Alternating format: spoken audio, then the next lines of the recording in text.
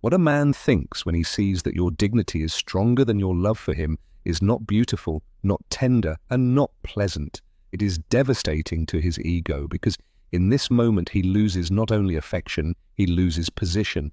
This video does not exist to comfort you or inflate your self-esteem. It exists to show you the exact psychological mechanism that activates when he discovers that he can no longer have you at any cost. And when that happens, nothing feels the same for either of you. Here you will hear the 6 real mental steps his mind goes through when your dignity prevails, from the initial confusion through the inner break to the moment when the dynamic is permanently reversed. If you leave before the end, you miss the most dangerous and decisive part, the part that separates the woman who gives in again from the woman who will never again be taken for granted. This is not ordinary content. It is the message you must hear in full if you don't want to lose yourself again out of love. Jung warned that no one confronts another human being without first confronting their own shadow. And that is exactly what happens here. Your dignity forces him to see what he has avoided. If any of this is already resonating with you, subscribe and write "I read you" in the comments. That way YouTube understands that this reflection deserves to go further, because when you hear this at the right moment, it doesn't change your mood. It changes the inner structure from which you love. Step 1. The moment he realizes you are no longer negotiable. Listen carefully, because here a very common fantasy breaks. A man does not realize he is losing you when you leave. He realizes it when he can no longer move you internally. It is not a sentence, not a stated boundary, not an emotional scene. It is a silent shift of your inner position. And when it happens, he senses it long before he can explain it in words. I want to illustrate this with a real case. Chris Bell came to a counseling session with a story that repeats itself more often than you would imagine. Loving, deep, committed. She did not beg, did not chase, did not create scenes. From the outside, anyone would say she has dignity. But internally, she was silently negotiating, excusing absences, waiting too long, tolerating small inconsistencies so as not to be inconvenient. Until something changed, not on the outside, but inside, and this movement activated the first real break in his mind. For years, Chris Bell confused patience with mature love. She believed that understanding meant giving in, that adapting meant caring, and without noticing it, she taught her inner system, and his, that her space could stretch without breaking. Every long wait, every lukewarm answer, every accumulated "it's okay" formed a silent dynamic. There was no malice, but also no growth. Because when you adapt too much, the other person never feels the urgency to get aligned, and this is perceived even if unspoken. The break did not come with a door slam or with tears. It came on the day Chris Bell stopped explaining herself too much. Something didn't sit right with her, and she no longer justified it. Something tightened inside her, and she no longer swallowed it. She didn't leave, didn't threaten, didn't complain. She simply stopped betraying herself in small ways. This gesture, as invisible as it is radical, reconfigures everything, because when you return to yourself, your energy stops pleading, stops adjusting the other person so he won't leave, and that feels like an immediate loss of access. Here appears the first masculine mental reaction. It is not fear yet, it is discomfort. He doesn't understand what has changed. He only senses that something no longer reacts the same. Your silence weighs differently. Your boundaries no longer sound defensive. Your presence no longer offers itself the way it used to. And this forces him to observe, not to take care of you, but to reposition himself. Because when a woman stops being negotiable without announcing it, a man faces a new feeling. The dynamic he took for granted is no longer guaranteed. Jung would say that at this point, the shadow is activated. The part of the psyche that reacts when emotional control is lost. Not dominance, but access. He does not think, "I'm going to lose her." He thinks something deeper. "I no longer understand from what place I relate to her." Before, when Chris Bell left, he lost a woman. Now, when she left, he lost a comfortable inner position, and that creates more confusion than physical absence. because love can be replaced, but embodied dignity cannot. It is important that you see this clearly. This does not happen when you leave. It happens when you make 3 inner movements. You stop staying where your body tightens just to maintain the relationship. You stop explaining yourself to someone who is not prepared to listen to you. You start making small decisions aligned with yourself, even if the other person doesn't like them. Not to provoke, but to respect yourself.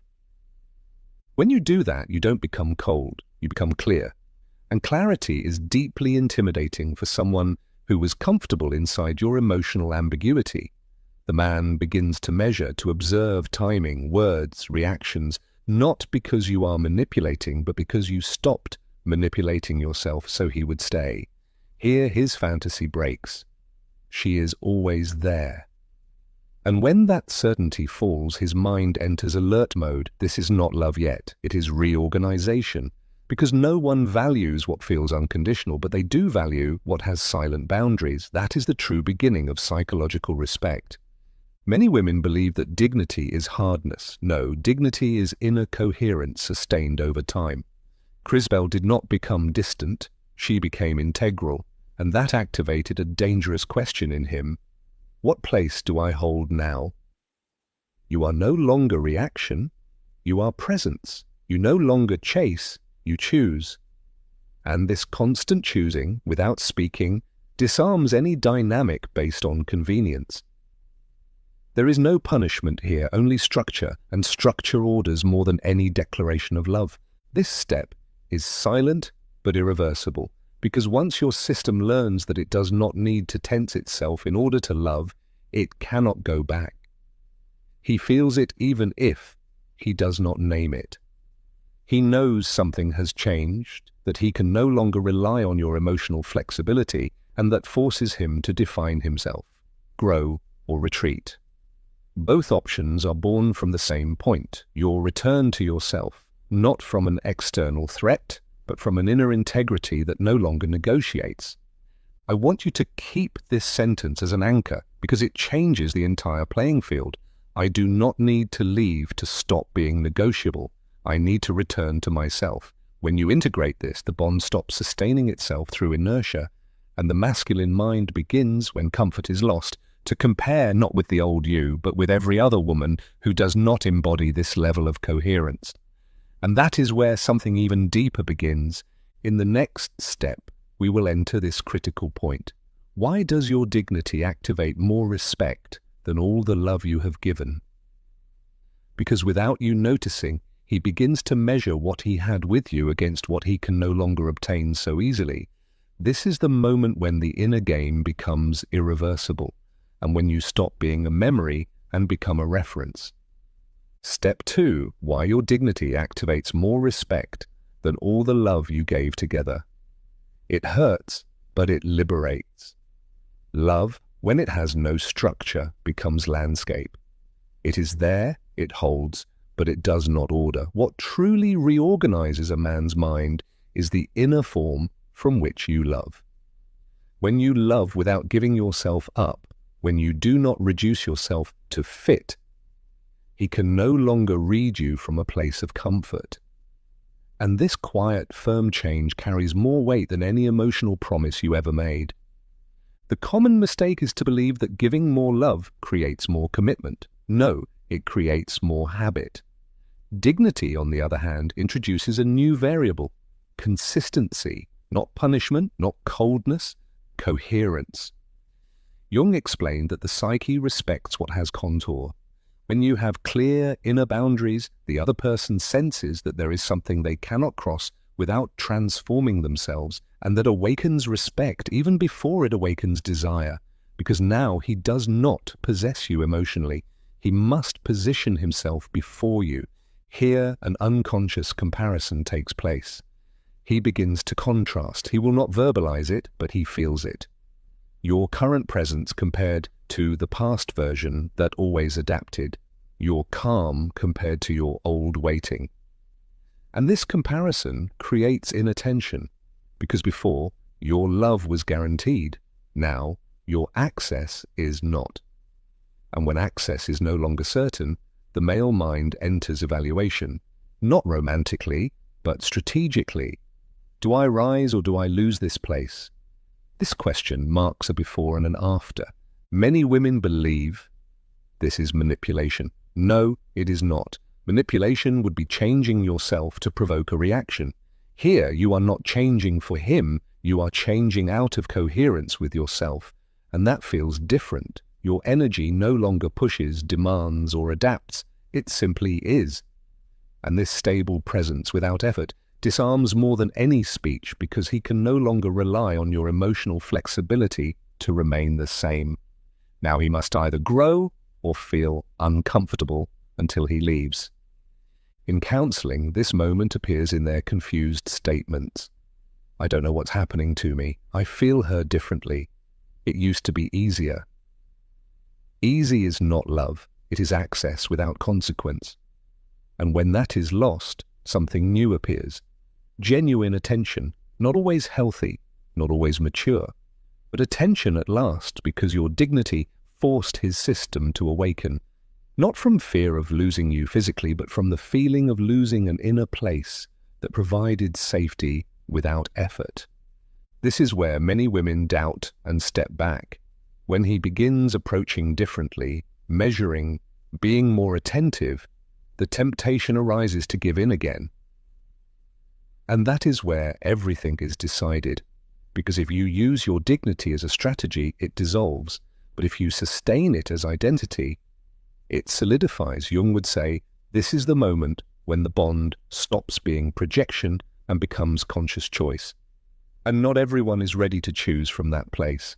Your dignity does not guarantee that he stays. It guarantees something more important, that you do not lose yourself. And paradoxically, that is what has the greatest impact, because you no longer move out of fear of losing him. You move out of respect for your inner axis, and this emotional autonomy shifts the balance. He is no longer the evaluator. Now he is the one who must understand whether he can rise to the level of coherence you embody without announcing it. This respect is not born from sacrifice. It is born from boundaries. Not from drama, but from sustained calm. When you no longer react from hurt, but from clarity, he cannot play on the same level as before. And that is uncomfortable, but it also awakens him. Because dignity does not seduce like attachment, but it leaves a trace that is not easily erased, even when the relationship ends. You become an inner reference, not a romantic memory. I want you to see this without idealization. Some men grow in the face of this, others withdraw. Both outcomes are coherent. What changes is that you no longer negotiate your center to keep someone. And when your love comes from there, it stops being a constant offering. It becomes a shared choice. That is the difference between being desired and being respected. And the male mind, even if it does not admit it, always knows when it is facing the latter. In the next step, we will enter an even more delicate zone. What happens when he begins to feel fear? Not fear of losing you, but fear of not being enough to keep you. There appear contradictory behaviors, approaches, and retreats, silent tests. And if you do not understand this point, you can confuse intensity with love. But if you do understand it, you remain steady while the dynamic reverses itself completely from the inside. Step 3. When respect begins to turn into silent fear. It is not the childish fear of losing you, it is the adult fear of not being enough. Here the male mind enters contradiction. He wants to come closer, but fears exposing himself. He seeks you and then withdraws, not because he is playing, but because his identity is being reorganized. Your dignity forces him to look at himself without the cushion of your availability, and this activates inner fear, even if he outwardly maintains calm or distance. This fear does not express itself in clear words. It appears as ambiguity, lukewarm messages, intense gestures followed by long silences. He tests whether you are still there, but no longer from the same place. And when he notices that you no longer react as before, that you do not chase, that you do not complain, the unease grows, because now he can no longer regulate himself through your emotional response. Jung would call this a collision with the true self. without masks. And not everyone knows how to withstand this inner gaze. Here many women misinterpret the moment, confusing intensity with progress, believing that intermittent closeness is a sign of awakened love. It is not always that. Sometimes it is just a system trying to regain control. Your task is not to decipher it, but to hold yourself. When you do not move out of fear, when you do not fill the empty spaces, he faces something new, his own emptiness. And this encounter can transform him or drive him away. What is important is this: hear it calmly. Your dignity does not accelerate processes, it reveals them. When he approaches from presence, you will feel it. When he approaches from fear, you will feel that too. The difference lies in stability. Love born from fear needs constant proof. Love born from respect seeks coherence. And by not abandoning your center, you become the natural filter that separates one from the other, without saying a single word. At this point, the dynamic has already begun to reverse. Before, you were the one measuring time, words, gestures. Now it is him. He observes whether you remain available, whether something softens, whether you begin to adapt again. And when you don't, an uncomfortable yet revealing feeling appears. He no longer has you secured. Not because you are leaving, but because you are no longer dependent. It is this emotional independence that most strongly reorganizes his perception of value. Jung claimed that authentic desire arises when the other cannot be possessed, only found. Your dignity removes you from the place of emotional object and restores you to the place of subject. And that changes the gaze. You are no longer the one who is always there. You are the one who chooses to be there.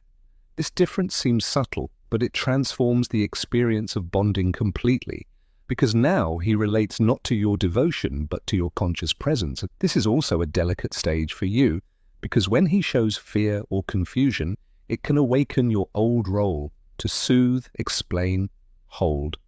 This is where it is decided whether your dignity is identity or strategy.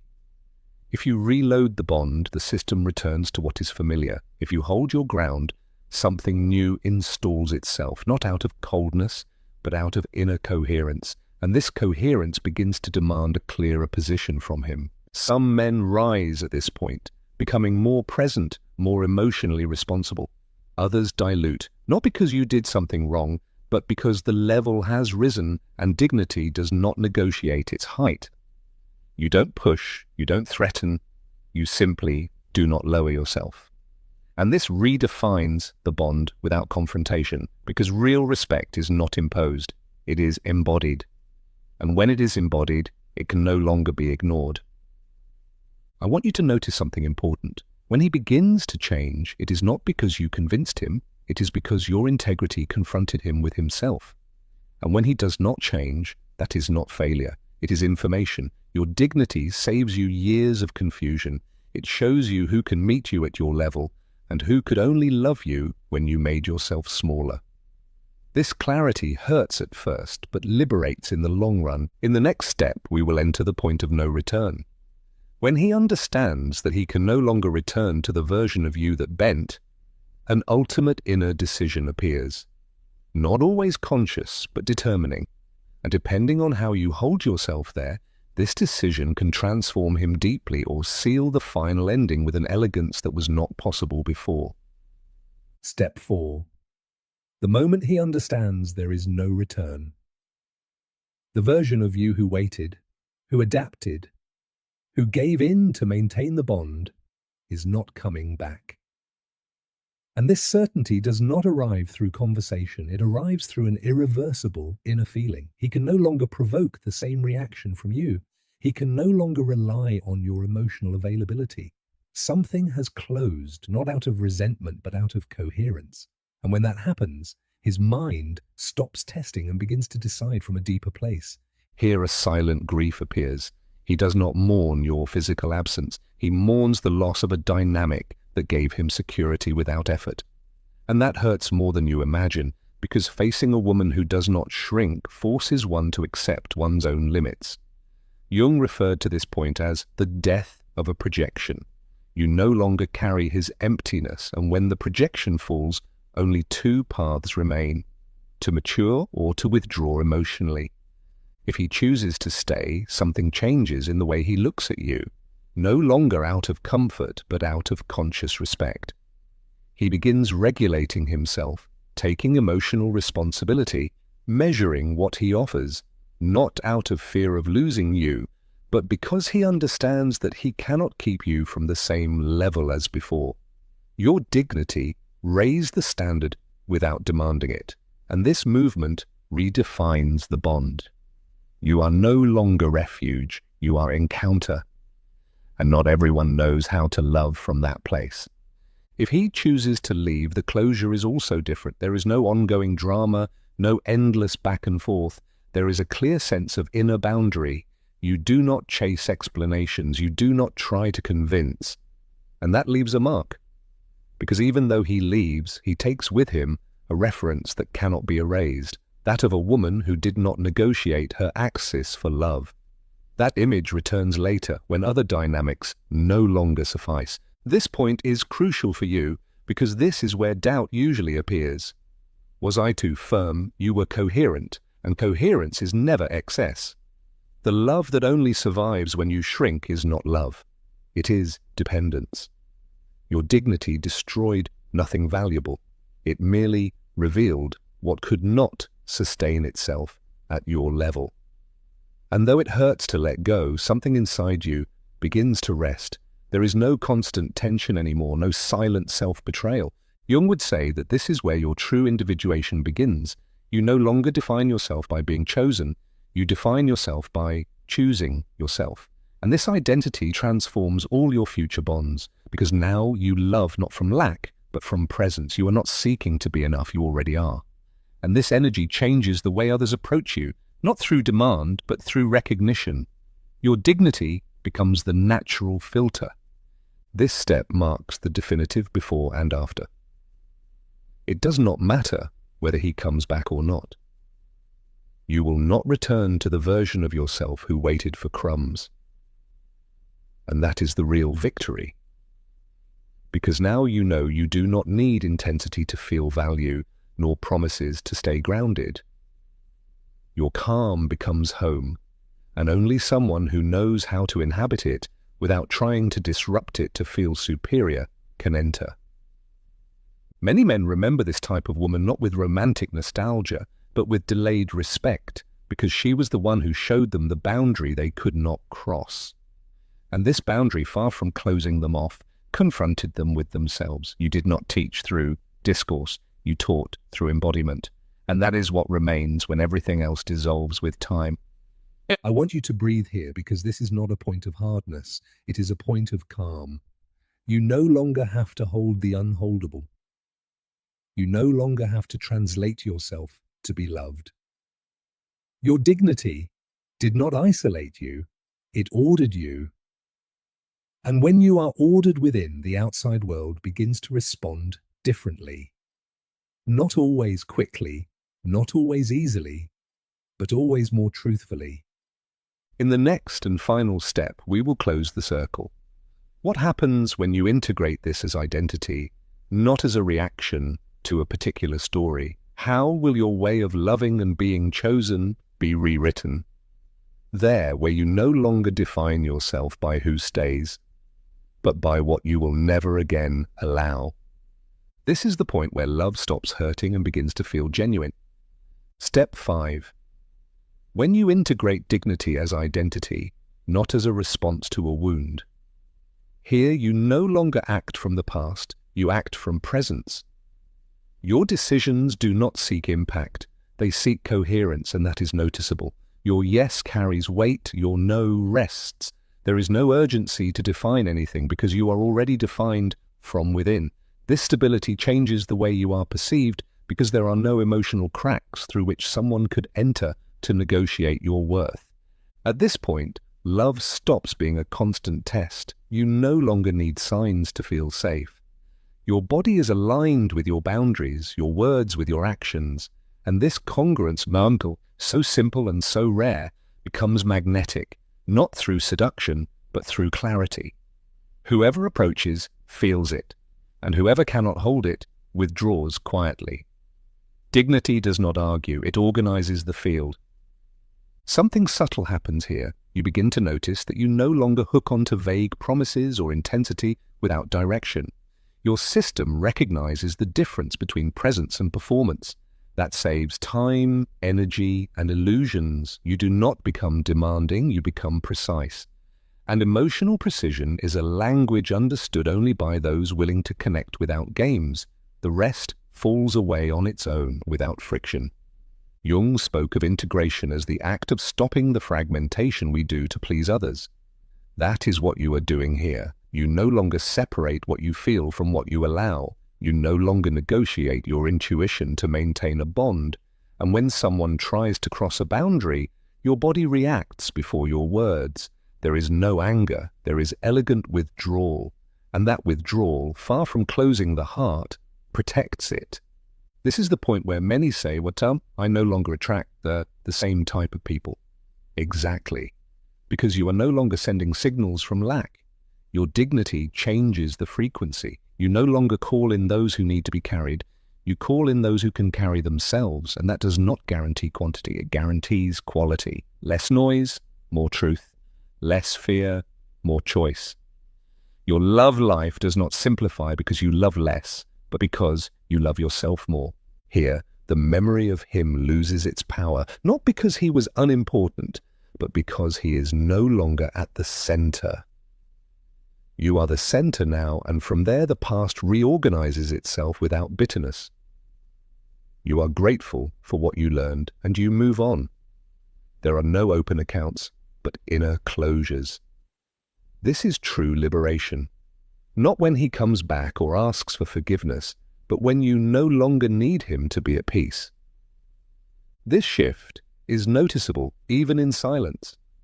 You no longer explain your boundaries, you no longer justify your choices, you simply act in coherence.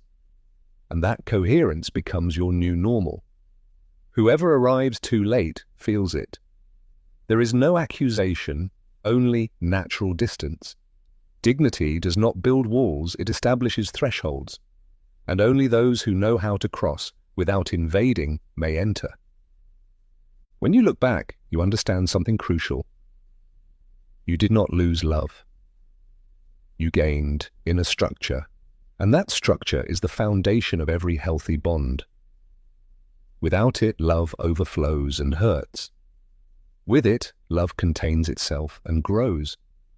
Jung would say that this is the point where the bond stops being compensation and becomes real encounter. Two emotionally mature people who choose each other, not need each other. This is the legacy of your dignity, not to change anyone, but to move yourself to a different place, to step out of the role of constant option and into the role of conscious choice. And from there, everything reorganizes. Your relationships, your energy, your decisions. You no longer chase, you attract presence. You no longer fear losing, you trust your ability to choose better. And now as you close this cycle, remember this, for it carries everything that came before. Your dignity does not distance you from love. It leads you to the right kind. It does not make you inaccessible. It makes you authentic.